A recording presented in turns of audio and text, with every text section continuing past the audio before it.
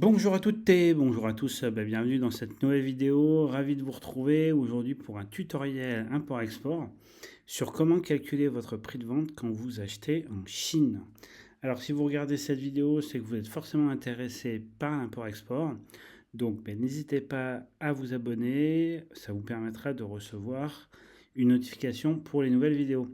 Voilà, donc ceci dit, je vous fais cette vidéo en fait pour vous expliquer dans le détail comment calculer en fait votre prix de vente. Vous verrez que vous n'avez pas été habitué en fait à calculer vos prix de vente comme ça et ça va vous permettre d'avoir un prix de vente qui tient la route ou en tout cas un coût de revient qui vous permettra de payer toutes les charges de votre entreprise et de rester rentable. Alors pour la première des choses, c'est la question du prix d'achat. Alors le prix d'achat, c'est donc votre fournisseur en fait qui va vous le communiquer et notamment si vous achetez en Chine, puisque c'est l'objet de cette vidéo, pensez à demander à votre fournisseur. Alors je sais qu'ils n'aiment pas le faire, c'est très dur de l'obtenir, mais entre guillemets d'avoir le détail de son prix de vente. Pourquoi je vous dis ça? Parce que c'est important que vous ayez la notion de la part qui est consacrée à l'achat de la matière première, la part qui est en tout cas affectée en fait à la main d'œuvre et la part qui est affectée entre guillemets à ce qui se met dans la poche. Bon, bien entendu, il y a les coûts d'emballage, etc. Et après, vous avez, en fonction de l'incoterm qui a été négocié, vous avez la part en fait pour apporter la marchandise jusqu'au bateau et faire la douane export. Donc pensez à lui demander, si vous ne le donne pas, soyez pas étonné, mais en tout cas, insistez pour l'avoir ou vous essayez de l'estimer pour vous quand par exemple il va revenir vers vous pour vous, entre guillemets, vous passer une augmentation, que vous puissiez lui dire oui, bon là t'exagères, tu m'as dit telle part c'est consacré à ça, donc entre guillemets tes 10% je peux pas les accepter. Voilà, en tout cas vous ça vous permettra d'avoir une vision plus claire en fait du prix de vente qu'ils pratiquent. Et sachez que des grands groupes français, notamment quand ils font appel à des sociétés de sourcing, il est admis en fait qu'ils vous demandent en fait comment est calculé votre prix de vente.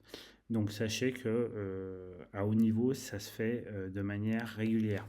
Donc une fois que vous avez votre prix d'achat, bien entendu, vous avez eu des coûts de sourcing ou si vous passez par un agent, il faut rémunérer cet agent. Alors sachez qu'il est entre guillemets accepté par l'administration fiscale française puisqu'on parle d'une importation en France. Après, dans d'autres pays, très honnêtement, je ne pourrais pas vous dire, mais il est accepté en tout cas que vous ayez des coûts de sourcing pour vos produits. Donc, sachez qu'un agent prend entre 15 à 40% de marge. C'est pour ça que je vous conseille vivement, suivant les produits, suivant la complexité et suivant votre degré de compétence, au moment où vous lancez en fait le produit, de faire le sourcing vous-même, ça va vous permettre d'avoir des prix qui soient beaucoup plus concurrentiels. À cela, on va ajouter en fait les coûts de transport. Donc attention aux incoterms. Donc pour le transport, vous avez de l'aérien, ce qui coûte le plus cher.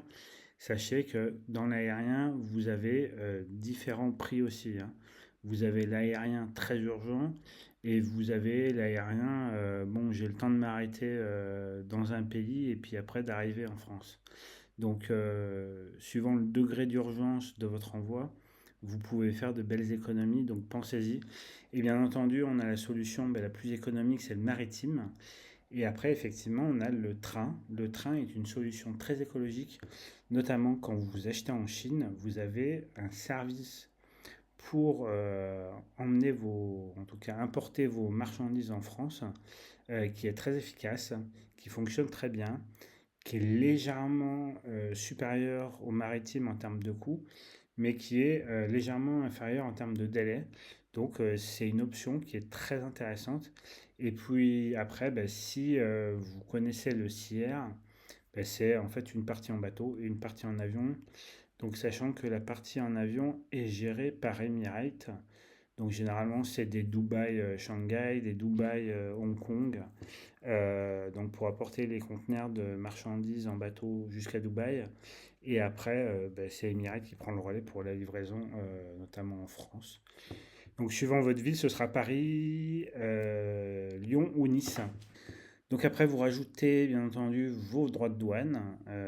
Donc sachez que l'administration fiscale, en tout cas entre guillemets l'administration douanière, a fait en sorte de donner des agréments en fait à des commissionnaires en douane, entre guillemets pour leur donner une sorte de certification qui, entre guillemets, leur donne, en tout cas la douane a confiance en eux, en fait, sur l'affectation de la nomenclature douanière et donc de la taxation que ça représente. Donc sachez qu'il est préférable de passer par un transitaire.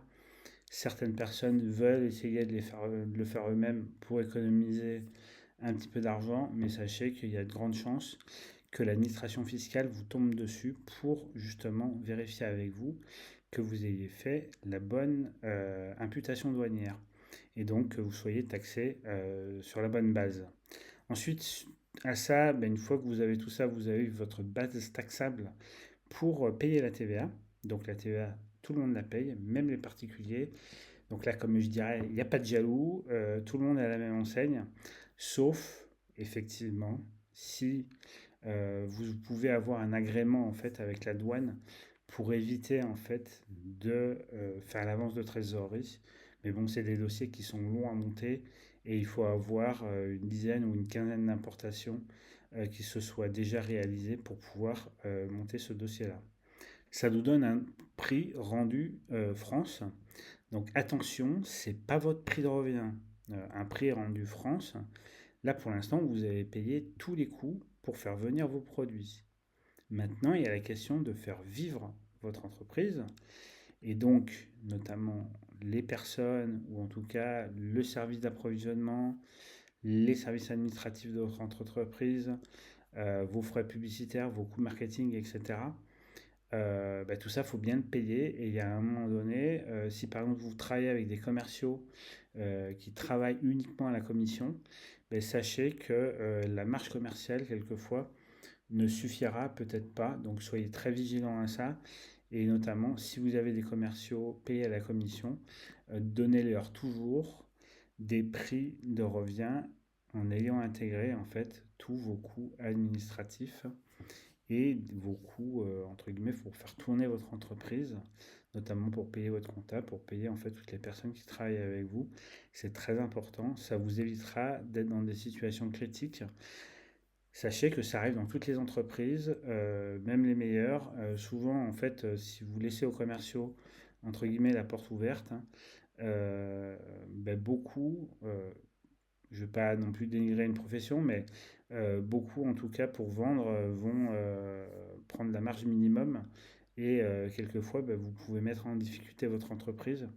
Donc, soyez très vigilant par rapport à ça. Donc là, je dirais qu'on arrive à avoir un prix de revient en respectant toutes ces étapes, un prix de revient qui soit correct et qui est réel, puisque c'est vraiment ce que ça vous a coûté pour faire venir le produit avec ben, tous les coûts qui sont afférents à ça. Là-dessus, en fait, vous allez pouvoir appliquer votre marge commerciale. Donc, c'est la marge que vous souhaitez faire sur cette commande ou sur ce produit-là si vous le vendez sur Amazon ou si vous le vendez sur d'autres plateformes. La marge commerciale, c'est ce qui va vous rester en fait pour, entre guillemets, financer votre entreprise et financer bah, votre salaire, etc.